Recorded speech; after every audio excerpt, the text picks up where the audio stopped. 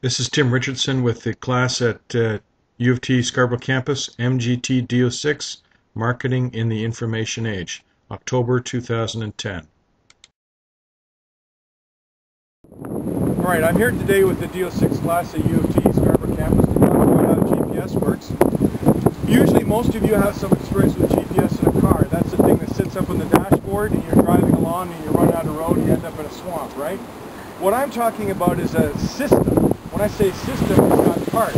The device, this thing here, which looks like a cell phone and operates somewhat like that. Then there's the software, and then there's the points that you track. And you put that all together, and that's how you understand where you've been. So the first part is to have a device that actually captures the GPS signal. So right now, my GPS is acquiring satellites. So you look on the little thing, what it's trying to do is acquire some satellites. So we need 3 or 4 for triangulation and 1 for elevation. Now it's got the signal, and we can press this little button on the side here. That's like the enter button, and we're toggling between different screens. So we've got our current location, we've got sunrise, and we've also got our map here of the area of Toronto. Small, right? Like that. And this is a zoom in and zoom out. So I can zoom in.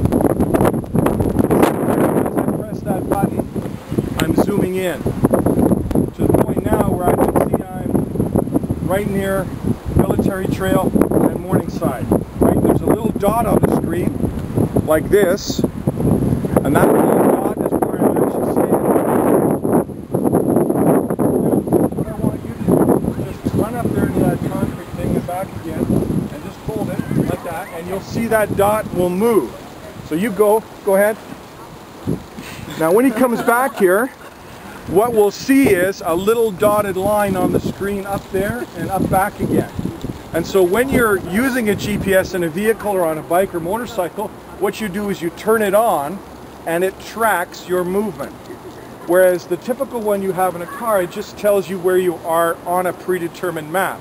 But what I'm using this for is to be able to show me where I've been doing something. So the utility of this is quite obvious. You can put it in equipment, vehicles, all kinds of things like that to be able to tell where that vehicle has been. For safety reasons, security reasons, planning, supply management, all kinds of things like that. So even if he's aware of it or not aware of it, that signal will track. Perfect. Thank you. And now you can see on the screen here, if we zoom in, you can see there's a little line here that shows where he ran up there and back. And it shows it's about 120 meters or so. You see here?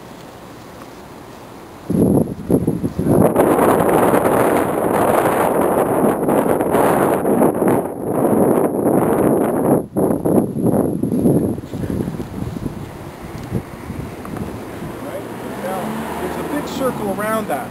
That big circle around the dot shows us how accurate the GPS is at this particular moment. We have 5 satellites in contact with this device right now, so we are within 200 meters of location. What that means is if I then load this upstairs on the map, we're plus or minus 200 meters.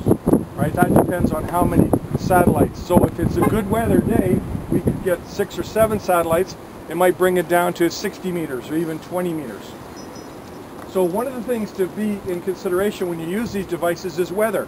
We have a cloudy day right now, which would limit some of our access to some of those satellites. On a perfect weather day, or sometimes at nighttime when there's more satellites available, then this is even more accurate. So I will press the button and zoom out, and you can see that circle. See right there? That's showing us the degree within which we are accurate on the screen here. Okay? Now, other things that affect this, obviously, if you're walking in an area where there's trees overhanging the branches, you can sometimes lose the signal for a few feet, and the GPS device will consider that you're moving in the same direction, and when you come out from under the branches of the tree, it'll pick back up the signal again. So it'll just go dot, dot, dot, connecting that way. Anybody have any questions about what we've done so far? Okay, so what we're going to do now is we're going to go upstairs into the classroom. I'm going to take this and connect it to my computer. I'm going to upload the track that I just created. This is called a